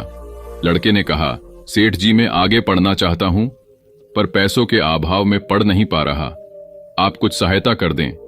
सेठ ने लड़के की पढ़ाई का प्रबंध कर दिया। लड़का बहुत मेहनत से पढ़ता गया। यही लड़का आगे चलकर बहुत बड़ा साहित्यकार बना। इसका नाम था राम नरेश त्रिपाठी। हिंदी साहित्य में इनका बहुत बड़ा योगदान है। नुकसान का मातम मनाने से नहीं मिलती सफलता। एक बार आकाश नाम का लड़का मायूस बैठा था। उसे व्यापार में बहुत नुकसान हुआ था।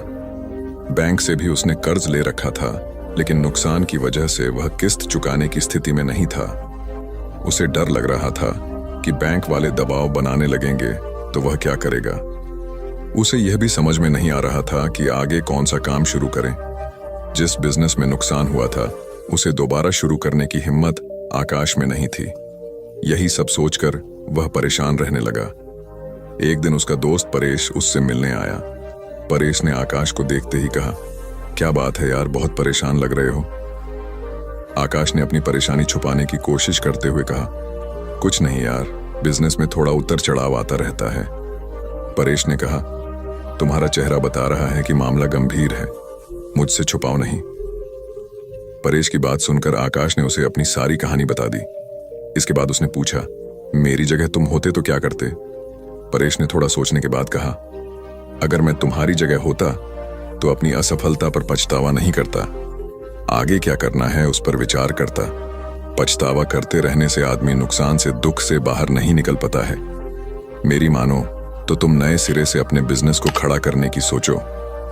मित्र की सलाह के बाद आकाश ने कहा, तुम बात तो ठीक कह रहे हो, लेकिन मुझ में फिर से वही बिजनेस शुरू करने की हिम्मत नहीं है। इस पर परेश ने कहा, यह सही है कि तुम्हें नुकसान हुआ है, लेकिन तुम्हें तजुर्बा भी मिला है। अगर तुम कुछ नया शुरू करने की योजना बनाते हो तो तुम्हें शून्य से शुरू करना होगा। अगर तुम अपने पुराने काम को नए सिरे से शुरू करते हो तो तुम्हें बहुत ज्यादा होमवर्क करने की जरूरत नहीं पड़ेगी। मेरी राय में तुम्हें नुकसान का मातम नहीं मानना चाहिए। काम को नए सिरे से शुरू करने की प्लानिंग करनी चाहिए।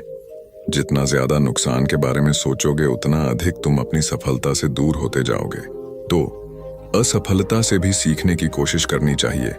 शेखर ने अपने दादाजी से यह सवाल पूछा।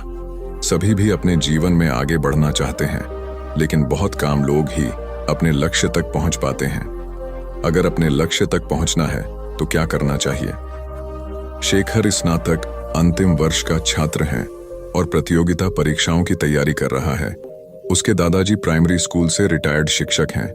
उन्होंने शेखर का सवाल सुनने के बाद कहा, अपने लक्ष्य तक पहुंचने के लिए व्यक्ति को सबसे पहले खुद को असफलताओं को स्वीकार करने के लिए तैयार करना चाहिए। दादाजी का जवाब सुनने के बाद शेखर ने पूछा, मैं आपकी बात समझ नहीं पाया। आखिर अपने आप को असफलता के लिए तैयार कर सफलता कैसे पाई जा सकती है?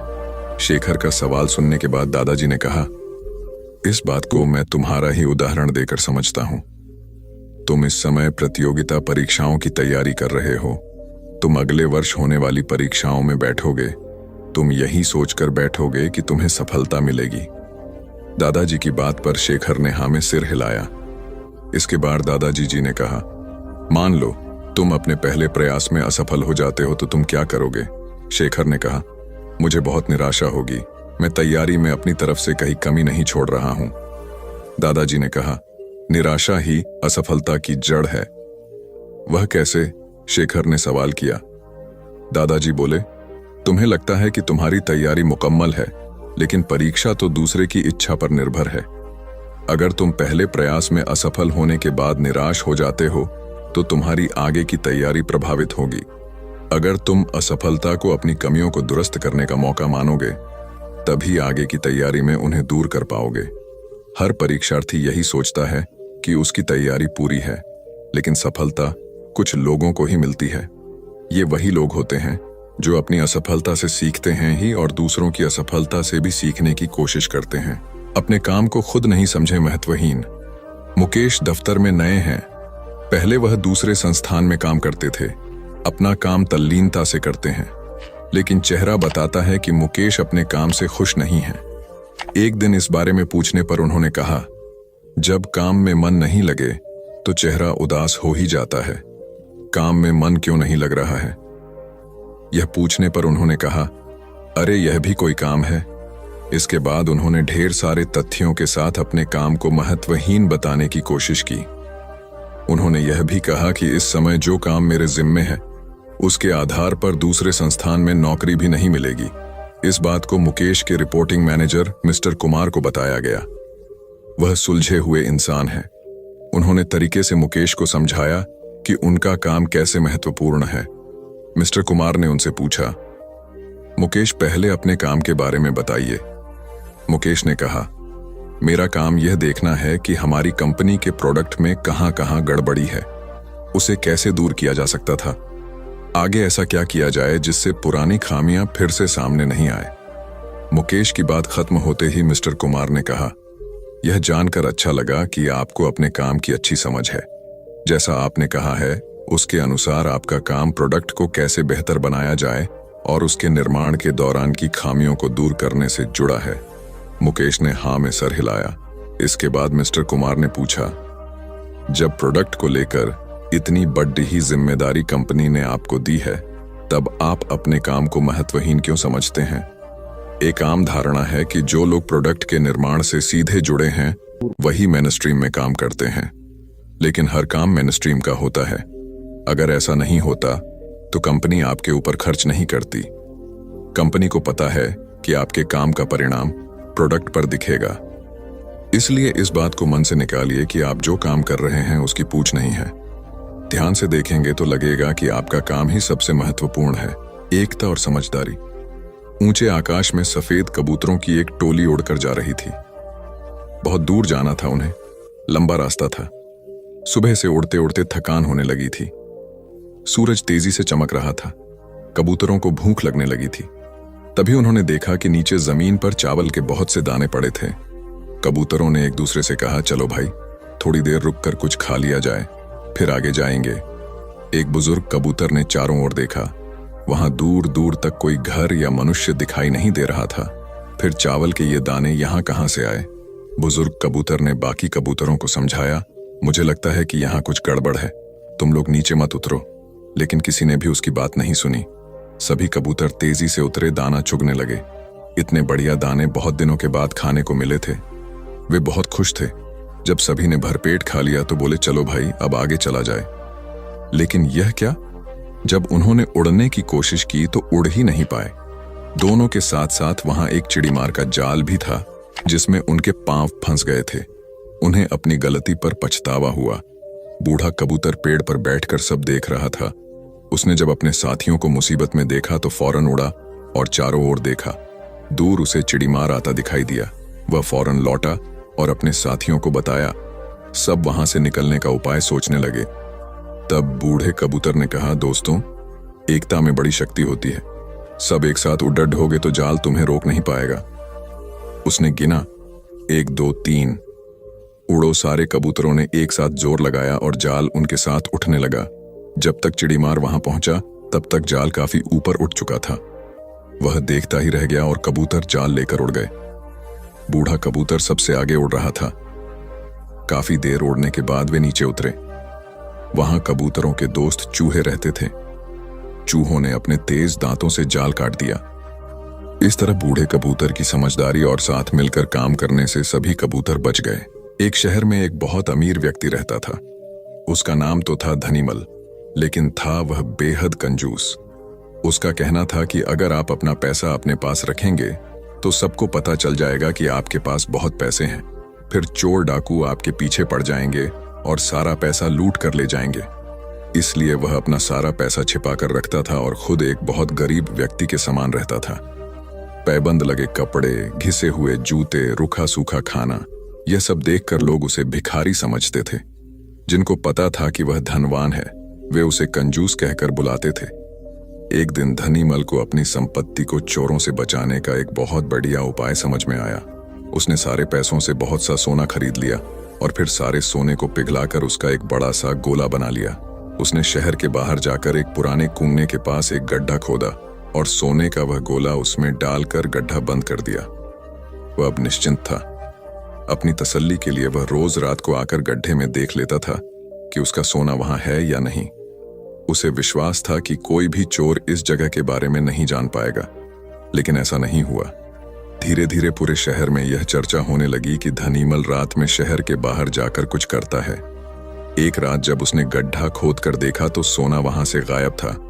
उसे गहरा सदमा लगा और वह चीख कर रोने लगा। उसके रोने की आवाज सुनकर बहुत से लोग वहां आ गए। धनीमल रो रो कर अपना दुख बताने लगा। तब उसके एक पड़ोसी से उसे कहा, धनीमल, तुम एक भारी पत्थर इस गड्ढे में रख दो और समझ लो कि वही तुम्हारा सोना है। यह सुनकर धनीमल को बहुत गुस्सा आया। तुम मेरे सोने को पत्थर जैसे बता रहे हो। वह बोला, देखो धनीमल, वह सोना तुम कभी इस्तेमाल तो करते नहीं थे। एक पत्थर की तरह यहां उसे दबा कर रख दिया था, तो फिर यहां सोना हो या पत्थर, क्या फर्क पड़ जाता है? उसका पड़ोसी बोला, बात तो ठीक ही थी। धनीमल ने बहुमूल्य सोने को पत्थर के समान मूल्यहीन बना दिया था। उसके बाद धनीमल ने मेहनत करके फिर पैसे कमाए, लेकिन अब वह कंजूस नहीं रहा था। अपने पैसे को वह अपने ऊपर और दूसरे लोगों की सहायता के लिए खर्च करता था। अंधी का बेटा। एक औरत थी जो अंधी थी, जिसके कारण उसके बेटे को स्कूल में बच्चे चिढ़ाते थे कि अंधी का बेटा आ गया। हर बात पर उसे ये शब्द सुनने को मिलता था कि अंधी का बेटा। इसलिए वो अपनी माँ से चिढ़ता था, उसे कहीं भी अपने साथ लेकर जाने में हिचकता था, उसे नापसंद करता था। उसकी माँ ने उसे पढ़ाया और उसे इस लायक बना दिया कि वो अपने पैरों पर खड़ा हो सके। लेकिन जब वो बड़ा आदमी बन गया तो अपनी माँ को छोड़ अलग रहने लगा। एक दिन एक बूढ़ी औरत उसके घर आई और गार्ड से बोली, मुझे तुम्हारे साहब से मिलना है। जब गार्ड ने अपने मालिक से बोल तो मालिक ने कहा कि बोल दो मैं अभी घर पर नहीं हूं। गार्ड ने जब बुढ़िया से बोला कि वो अभी नहीं है तो वो वहां से चली गई। थोड़ी देर बाद जब लड़का अपनी कार से ऑफिस के लिए जा रहा होता है तो देखता है कि सामने बहुत भीड़ लगी है, और जानने के लिए कि वहां क्यों भीड़ लगी है वह वहां गया तो देखा उसकी माँ वहां मरी पड़ी थी। उसने देखा कि उसकी मुट्ठी में कुछ है। उसने जब मुट्ठी खोली तो देखा कि एक लेटर जिसमें यह लिखा था कि बेटा, जब तू छोटा था तो खेलते वक्त तेरी आंख में सरिया ढंस गई थी और तू आंधा हो गया था, तो मैंने तुम्हें अपनी आंखें दे दी थी। इतना पढ़कर लड़का जोर जोर से रोने लगा। उसकी माँ उसके पास नहीं आ सकती थी। दोस्तों, वक्त रहते ही लोगों की वैल्यू करना सीखो। माँ बाप का कर्ज हम कभी नहीं चुका सकते। हमारी प्यास का अंदाज भी अलग है दोस्तों। कभी समंदर को ठुकरा देते हैं तो कभी आंसू तक पी जाते हैं। जीवन साथी सबसे अजीज होता है। कॉलेज में हैप्पी मैरिड लाइफ पर एक कार्यक्रम हो रहा था जिसमें कुछ शादीशुदा जोड़े हिस्सा ले रहे थे। जिस समय प्रोफेसर मंच पर आए उन्होंने नोट किया कि सभी पति पत्नी शादी पर जोक कर हंस रहे थे। ये देखकर प्रोफेसर ने कहा कि चलो पहले एक गेम खेलते हैं, उसके बाद अपने विषय पर बातें करेंगे। सभी खुश हो गए और कहा कौन सा गेम। प्रोफेसर ने एक मैरिड लड़की को खड़ा किया और कहा कि तुम ब्लैक बोर्ड पे ऐसे 25-30 लोगों के नाम लिखो जो तुम्हें सबसे अधिक प्यारे हों। लड़की ने पहले तो अपने परिवार के लोगों के नाम लिखे, फिर अपने सगे संबंधी, दोस्तों, पड़ोसी और सहकर्मियों के नाम लिख दिए। अब प्रोफेसर ने उसमें से कोई भी कम पसंद वाले 5 नाम मिटाने को कहा। लड़की ने अपने सहकर्मियों के नाम मिटा दिए। प्रोफेसर ने और 5 नाम मिटाने को कहा। लड़की ने थोड़ा सोचकर अपने पड़ोसियों के नाम मिटा दिए। अब प्रोफेसर ने और 10 नाम मिटाने को कहा। लड़की ने अपने सगे संबंधी और दोस्तों के नाम मिटा दिए। अब बोर्ड पर सिर्फ 4 नाम बचे थे जो उसके मम्मी पापा, पति और बच्चे का नाम था। अब प्रोफेसर ने कहा इसमें से और 2 नाम मिटा दो। लड़की असमंजस में पड़ गई। बहुत सोचने के बाद बहुत दुखी होते हुए उसने अपने मम्मी पापा का नाम मिटा दिया। सभी लोग स्तब्ध और शांत थे क्योंकि वो जानते थे कि ये गेम सिर्फ वो लड़की ही नहीं खेल रही थी, उनके दिमाग में भी यही सब चल रहा था। अब सिर्फ 2 ही नाम बचे थे, पति और बेटे का। प्रोफेसर ने कहा और 1 नाम मिटा दो। लड़की अब सहमी सी रह गई। बहुत सोचने के बाद रोते हुए अपने बेटे का नाम काट दिया। प्रोफेसर ने उस लड़की से कहा तुम अपनी जगह पर जाकर बैठ जाओ, और सभी की तरफ गौर से देखा और पूछा क्या कोई बता सकता है कि ऐसा क्यों हुआ कि सिर्फ पति का ही नाम बोर्ड पर रह गया। कोई जवाब नहीं दे पाया। सभी मुंह लटका कर बैठे थे। प्रोफेसर ने फिर उस लड़की को खड़ा किया और कहा ऐसा क्यों? जिसने तुम्हें जन्म दिया और पाल पोस कर इतना बड़ा किया, उनका नाम तुमने मिटा दिया। और तो और तुमने अपनी कोख से जिस बच्चे को जन्म दिया उसका भी नाम तुमने मिटा दिया। लड़की ने जवाब दिया कि अब मम्मी पापा बूढ़े हो चुके हैं। कुछ साल के बाद वो मुझे और इस दुनिया को छोड़ के चले जाएंगे। मेरा बेटा जब बड़ा हो जाएगा तो जरूरी नहीं कि वो शादी के बाद मेरे साथ ही रहे, लेकिन मेरे पति जब तक मेरी जान में जान है तब तक मेरा आधा शरीर बन के मेरा साथ निभाएंगे। इसलिए मेरे लिए सबसे अजीज मेरे पति हैं। प्रोफेसर और बाकी स्टूडेंट ने तालियों की गूंज से लड़की को सलामी दी। प्रोफेसर ने कहा तुमने बिल्कुल सही कहा कि तुम और सभी के बिना रह सकती हो, पर अपने आधे अंग अर्थात अपने पति के बिना नहीं रह सकती। मजाक मस्ती तक तो ठीक है, पर हर इंसान का अपना जीवन साथी ही उसको सबसे ज्यादा अजीज होता है। दिमाग का इस्तेमाल कर पक्ष में करें परिस्थितियां। एक शेर जंगल में शिकार पर निकला था। एक लोमड़ी अचानक उसके सामने आ गई। लोमड़ी को लगा कि अब उसे कोई नहीं बचा सकता है, लेकिन उसने हार नहीं मानी और अपनी जान बचने के लिए एक तरकीब सोची। लोमड़ी ने शेर से कड़े शब्दों में कहा तुम्हारे पास इतनी ताकत नहीं कि मुझे मार सको। यह सुनकर शेर थोड़ा अचंभित हुआ। उसने पूछा तुम ऐसा कैसे कह सकती हो? लोमड़ी ने अपनी आवाज और ऊंची करते हुए बोली मैं तुम्हें सच बता देती हूं। ईश्वर ने स्वयं मुझे इस जंगल और जंगल में रहने वाले सभी जानवरों का राजा बनाया है। यदि तुमने मुझे मारा तो यह ईश्वर के विरुद्ध होगा और तुम भी मर जाओगे। कुछ देर चुप रहने के बाद लोमड़ी ने कहा अगर विश्वास नहीं हो रहा है तो तुम मेरे साथ जंगल घूमने चलो। तुम मेरे पीछे चलना और देखना कि जंगल के जानवर मुझसे कितना डरते हैं। शेर इसके लिए तैयार हो गया। लोमड़ी निडर होकर शेर के आगे आगे चलने लगी। लोमड़ी के पीछे शेर को चलते देखकर जंगल के दूसरे जानवर डर कर भाग गए। कुछ देर जंगल में घूमने के बाद लोमड़ी ने शेर से सवाल किया, क्या तुम्हें मेरी बात पर विश्वास हुआ? कुछ देर चुप रहने के बाद शेर ने कहा, तुम ठीक कहती हो, जंगल की राजा तुम ही है। परिस्थितियां कितनी भी विपरीत क्यों ना हो, हम अपने दिमाग का इस्तेमाल कर उसे अपने पक्ष में कर सकते हैं। हमारा दिमाग प्रोग्राम के आधार पर काम करने वाला कंप्यूटर नहीं है। दिमाग को आउट ऑफ बॉक्स सोचने की क्षमता है। हर समस्या का समाधान तलाशने की ताकत है।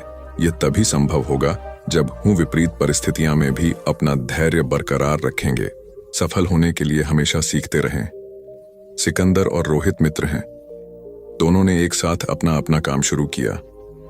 दोनों मित्रों का व्यापार खूब चला। कुछ समय बाद रोहित ने सोचा कि अब मेरा व्यापार चल पड़ा है, मैं तरक्की करता चला जाऊंगा, इसलिए अब मुझे इस लाइन में कुछ नया सीखने की जरूरत नहीं है। व्यापार में उतार चढ़ाव आते रहते हैं। रोहित के व्यापार में भी ऐसी स्थिति आई और उसे नुकसान झेलना पड़ा।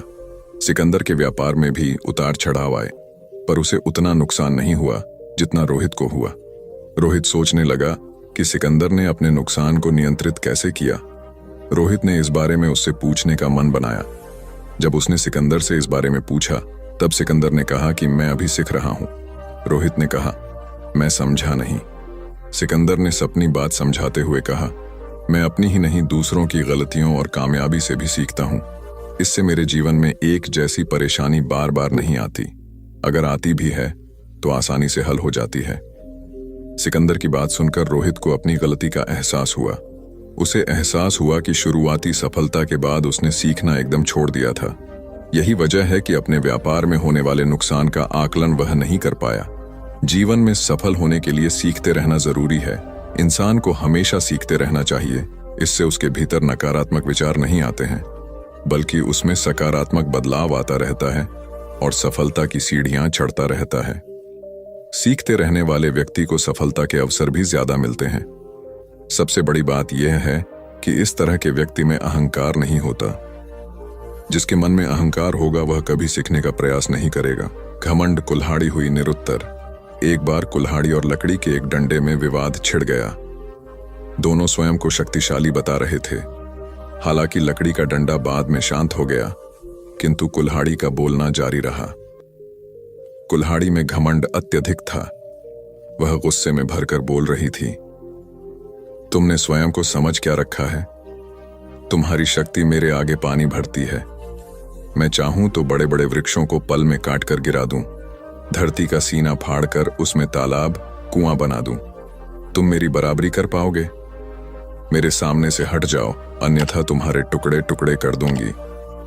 लकड़ी का डंडा कुल्हाड़ी की अहंकारपूर्ण बातों को सुनकर धीरे से बोला, तुम जो कह रही हो वह बिल्कुल ठीक है, किंतु तुम्हारा ध्यान शायद एक बात की ओर नहीं गया। जो कुछ तुमने करने को कहा है बेशक तुम कर सकती हो, किंतु अकेले अपने दम पर नहीं कर सकती। कुल्हाड़ी ने चिढ़कर कहा, क्यों? मुझ में किस बात की कमी है? डंडा बोला, जब तक मैं तुम्हारी सहायता न करूं तुम यह सब नहीं कर सकती हो। जब तक मैं हत्या बनकर तुम में न लगाया जाऊं तब कोई किसे पकड़कर तुमसे ये सारे काम लेगा? बिना हत्थे की कुल्हाड़ी से कोई काम लेना असंभव है। कुल्हाड़ी को अपनी भूल का एहसास हुआ और उसने डंडे से क्षमा मांगी। कथा सार यह है कि दुनिया सहयोग से चलती है। जिस प्रकार ताली दोनों हाथों के मेल से बजती है, उसी प्रकार सामाजिक विकास भी परस्पर सहयोग से ही संभव होता है। यदि जीवन का संतुलन बिगड़ा और थकान आई तो समझ लीजिए कि बीमारी आई, और यदि वापस ऊर्जा अर्जित करने के लिए विश्राम किया जा रहा है तो ऐसी थकान वरदान भी साबित हो सकती है। इन दिनों जिस तरह की हमारी जीवन शैली है, इसमें असंतुलन बहुत अधिक है। सुबह उठने से लेकर रात को सोने तक शरीर की कुछ नियमित क्रियाएं हैं, आदमी उसे भूल गया है। गौतम बुद्ध बहुत काम करते पर कभी थकते नहीं थे। आज भी कई साधु संत उतना ही परिश्रम कर रहे हैं जितना एक कॉर्पोरेट जगत का सफल व्यक्ति करता है, और जब वे रात को सोते हैं तो पूरी बेफिक्री के साथ। बुद्ध से उनके शिष्यों ने एक बार पूछा था, आप थकते नहीं? बुद्ध का उत्तर था, जब मैं कुछ करता ही नहीं तो थकूंगा कैसे?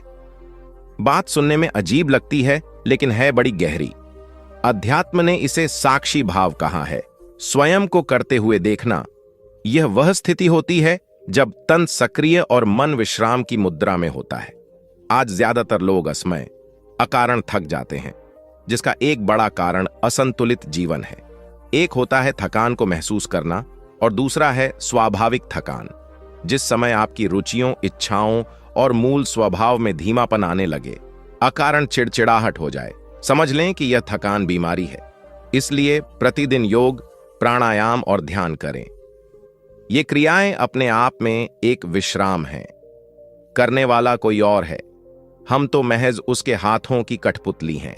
यह मनोभाव भी थकान को मिटाएगा। क्या दिक्कत है ऐसा सोच लेने में? महात्मा बुद्ध ज्ञान प्राप्ति के लिए घोर तप में लगे थे। उन्होंने शरीर को काफी कष्ट दिया, यात्राएं की, घने जंगलों में कठिन साधना की, पर आत्मज्ञान की प्राप्ति नहीं हुई। निराश हो बुद्ध सोचने लगे, मैंने अभी तक कुछ भी प्राप्त नहीं किया, अब आगे क्या कर पाऊंगा। निराशा, अविश्वास के इन नकारात्मक भावों ने उन्हें क्षुब्ध कर दिया। कुछ ही क्षणों के बाद उन्हें प्यास लगी। वे थोड़ी दूर स्थित एक झील तक पहुंचे। वहां उन्होंने एक दृश्य देखा कि एक नन्ही सी गिलहरी के 2 बच्चे झील में डूब गए।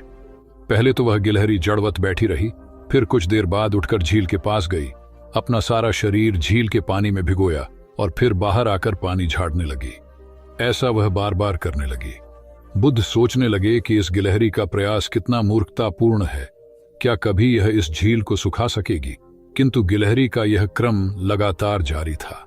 बुद्ध को लगा मानो गिलहरी कह रही हो कि यह झील कभी खाली होगी या नहीं, यह मैं नहीं जानती, किंतु मैं अपना प्रयास नहीं छोड़ूंगी। अतः उस छोटी सी गिलहरी ने भगवान बुद्ध को अपने लक्ष्य मार्ग से विचलित होने से बचा लिया।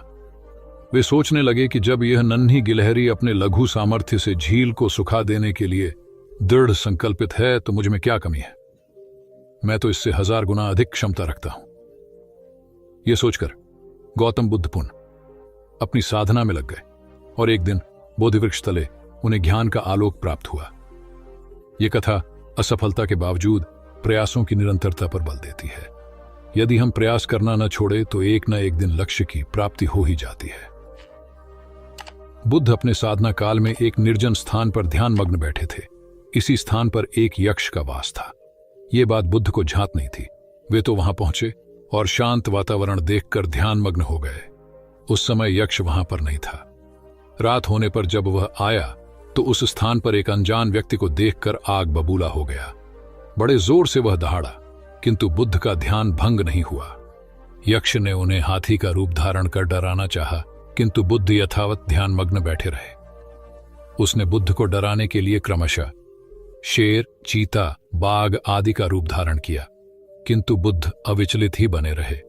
अंत में उसने भयंकर विषधर का रूप धारण कर उनके पैर के अंगूठे को डंस लिया, किंतु बुद्ध पर उसके विष का भी कोई असर नहीं हुआ। वे अब भी अप्रभावित रहे। विषधर उनके शरीर पर चढ़ गया और उनके गले से लिपटकर उन्हें जोरों से काट लिया, लेकिन इतने प्रयासों के बावजूद भी बुद्ध की साधना को भंग नहीं कर पाया। थक हार कर नीचे उतर आया और उनसे कुछ कदमों की दूरी पर लेटकर अपनी थकान उतारने लगा। ध्यान पूर्ण होने पर बुद्ध ने उसकी तरफ देखा और उसे बहुत स्नेह से दुलारा। उनका निश्चल प्रेम देखकर सर्प का विष अमृत बन गया और यक्ष ने श्रद्धापूर्वक बुद्ध को नमन किया। कहानी का सार यह है कि मन की कलुषता पर एकाग्रता, स्नेह और संभव से ही विजय प्राप्त की जा सकती है। बौद्ध भिक्षु बोधि धर्म भ्रमण करते हुए एक गांव में पहुंचे। लोग उनका बहुत आदर करते थे। बोधि धर्म व उनके शिष्यों का ग्रामीणों ने हार्दिक सत्कार किया और फिर उनके पवित्र वचनों को सुनने के लिए उनके आसपास एकत्रित हो गए। बोधि धर्म लोगों को धर्म और आचरण विषयक अच्छी बातें सरल भाषा में समझाने लगे। तभी वहां एक व्यक्ति आया और बोधि धर्म को अपशब्द कहने लगा। उपस्थित जनसमूह ने उसे रोकने का बहुत प्रयास किया, किंतु वह नहीं माना तथा अनवरत बोधि धर्म को बुरा भला कहता रहा। लोगों ने कहा कि महाराज, ये व्यक्ति कितना उद्दंड है, निरर्थक ही आपको अपशब्द कह रहा है। बोधि धर्म उस व्यक्ति के इस आचरण पर कदापि क्रोधित नहीं हुए और लोगों से बोले कि यह भविष्य में मेरा सबसे बड़ा भक्त बनने वाला है। लोगों ने पूछा कि कैसे? बोधि धर्म ने उत्तर दिया, कोई कुम्हार के यहां घड़ा लेने जाता है तो घड़े को बजाकर देखा जाता है कि वह फूटा हुआ तो नहीं है। जब 1-2 रुपए के घड़े को कोई इतनी परख कर सकता है तो भला जिसे गुरु मानना है उसे 10-20 गालियां दिए बगैर कैसे पहचानेगा। पहले वह परीक्षा लेगा कि गुरु में धैर्य, आक्रोश व समता भाव कितना है। यह जानने के बाद ही तो वह गुरु को स्वीकारेगा। इसलिए यह व्यक्ति मुझे निरर्थक ही अपशब्द नहीं कह रहा है, और आगे चलकर वास्तव में वह व्यक्ति बोधि धर्म का सबसे बड़ा भक्त बना। किसी को शिक्षा देने से पूर्व स्वयं का आचरण भी तदनुरूप होना चाहिए, तभी गुरु का महान पद मिलता है। वस्तुतः गुरु की गुरुता तभी स्वीकारी जाती है जबकि उसमें सदाचरण के सभी लक्षण मौजूद हों। महात्मा गौतम बुद्ध के श्रावस्ती में प्रवचन चल रहे थे। प्रवचन में नित्य ही बड़ी संख्या में लोग आते और विविध महत्वपूर्ण व गंभीर विषयों पर बुद्ध से ज्ञान ग्रहण करते। बुद्ध का शिष्य वर्ग भी काफी विशाल था, जो प्रवचन स्थल की व्यवस्था संभालता और बुद्ध की सेवा में सदैव तत्पर रहता। एक बार रात के समय महात्मा बुद्ध प्रवचन दे रहे थे। सदैव की भांति काफी लोग उनके प्रवचन सुन रहे थे। एक व्यक्ति जो बुद्ध के ठीक सामने बैठा था, बार बार नींद के झोंके ले रहा था। बुद्ध थोड़ी देर तक तो प्रवचन देते रहे, फिर उससे बोले, वत्स, सो रहे हो? उस व्यक्ति ने हड़बड़ाकर कहा, नहीं महात्मा। बुद्ध ने पुनः प्रवचन प्रारंभ किए। वह व्यक्ति फिर ऊँघने लगा। महात्मा ने फिर वही प्रश्न दोहराया और उसने फिर अचकचाकर नहीं महात्मा कहा। ऐसा लगभग 8-10 बार हो गया। कुछ देर बाद बुद्ध ने उससे पूछा, वत्स, जीवित हो? हर बार की तरह इस बार भी उसने कहा, नहीं महात्मा। यह सुनकर उपस्थित श्रोताओं में हंसी की लहर दौड़ गई और वह व्यक्ति पूर्णतः चैतन्य हो गया। तब बुद्ध गंभीर होकर बोले, वत्स, निद्रा में तुम्हारे मुख से सही उत्तर मिल ही गया। जो निद्रा में है वह मृतक समान ही है। महात्मा बुद्ध का संकेत था कि गुरु से ज्ञान ग्रहण करते वक्त सजगता अत्यंत आवश्यक है। गाफिल रहने की स्थिति में ज्ञान की प्राप्ति पूर्ण नहीं होती और अधकचरा ज्ञान सदैव खतरनाक साबित होता है। कथा सिद्धार्थ के जीवन के उस दौर की है जब वे बुद्धत्व को प्राप्त नहीं हुए थे और निरंजना नदी के तटीय वनों में वृक्ष के नीचे ध्यान करते थे। सिद्धार्थ प्रतिदिन ध्यान करने के बाद पास के किसी गांव में चले जाते और भिक्षा मांगकर लौट आते। कुछ दिनों के बाद उन्होंने भिक्षाटन पर जाना बंद कर दिया, क्योंकि एक गांव के प्रधान की छोटी बेटी सुजाता उनके लिए नित्य भोजन लाने लगी। सिद्धार्थ को वह बड़े स्नेह से भोजन कराती थी। कुछ दिनों बाद उसी गांव का एक चरवाहा भी सिद्धार्थ से प्रभावित होकर उनके पास आने लगा। उसका नाम स्वस्थि था। एक दिन स्वस्थि से सिद्धार्थ बातें कर रहे थे कि सुजाता भोजन लेकर आई। जैसे ही सिद्धार्थ ने भोजन करना शुरू किया, उन्होंने बातचीत बंद कर दी। जितनी देर तक वे भोजन करते रहे, बिल्कुल चुप रहे और वहां सन्नाटा छाया रहा। स्वस्थि को हैरानी हुई। उसने सिद्धार्थ के भोजन करने के उपरांत उनसे पूछा, गुरुदेव, आप मेरे आने के बाद निरंतर वार्तालाप करते रहे, किंतु भोजन के समय एक शब्द भी नहीं बोले। इसका क्या कारण है? सिद्धार्थ बोले, भोजन का निर्माण बड़ी कठिनाई से होता है। किसान पहले बीज बोता है, फिर पौधों की रखवाली करता है और तब कहीं जाकर अनाज पैदा होता है। फिर घर की महिलाएं उसे बड़े जतन से खाने योग्य बनाती हैं। इतनी कठिनाई से तैयार भोजन का पूरा आनंद तभी संभव है जब हम पूर्णतः मौन हों। भोजन के दौरान मैं मौन रहकर उसका पूरा स्वाद लेता हूं। वस्तुतः शांति से किया गया भोजन न केवल शारीरिक भूख को तृप्त करता है, बल्कि मानसिक आनंद और सात्विक ऊर्जा भी देता है। सम्राट अशोक संपूर्ण भारत को अपने राज्य में मिलाना चाहते थे, पर कलिंग के युद्ध में हुए रक्तपात को देखकर उन्हें अत्यधिक दुख पहुंचा। उनकी महत्वाकांक्षा ने जो तबाही मचाई थी, उसे देखकर उन्हें खुद पर ग्लानि हुई। उन्होंने देखा कि लोग दर्द से कराह रहे थे। यह सब विनाश केवल उनकी महत्वाकांक्षा से हुआ था। यह सब देखकर अशोक के मन में विनाश का पथ छोड़कर नेकी के रास्ते पर चलने का विचार जगा। अशोक की राजधानी पाटलिपुत्र थी। पाटलिपुत्र अब पटना के रूप में जाना जाता है। पटना से गया भी अधिक दूर नहीं है, जहां बोधि वृक्ष के नीचे महात्मा बुद्ध को ज्ञान प्राप्त हुआ था। बुद्ध के अष्टप्रद मार्ग, शांति व दया के संदेश ने अशोक के दिलो दिमाग में इतनी उथल पुथल पैदा कर दिया कि उन्होंने उस मार्ग को अपनाने का फैसला किया। इस पथ पर चलने से उन्होंने इतिहास में अपनी अमिट छाप छोड़ी। अशोक ने अपने पुत्र को सिलोन, अब श्रीलंका, और अन्य कई लोगों को सुदूर क्षेत्रों में दूत बनाकर भेजा। एक निर्दयी महत्वाकांक्षा एक ऐसे पवित्र उद्देश्य में बदल चुकी थी जिसमें कुछ अच्छा कर गुजरने की, करुणा और प्रेम के संदेश को चारों ओर फैलाने की इच्छा थी। करुणा केवल दया भावना मात्र नहीं है, ये आपके अंदर दूसरों की मदद करने की तीव्र इच्छा पैदा करती है। इसी भावना ने बुद्ध को भगवान और अशोक को महान बनाया। तथागत बुद्ध उन दिनों मगध प्रवास पर थे। साथ में शिष्यों का बड़ा समूह भी था। प्रतिदिन बुद्ध के प्रवचन होते, जिनका लाभ लेने के लिए बड़ी संख्या में लोग आते। इन लोगों में साधारण जन के साथ विशिष्ट हस्तियां भी शामिल रहती थीं। हालांकि बुद्ध सभी के प्रति समान रूप से प्रेम व आत्मीयता का व्यवहार रखते थे। इन लोगों में नगर सेठ का पुत्र भी था, जो बड़े ध्यान से बुद्ध के प्रवचन सुनता था।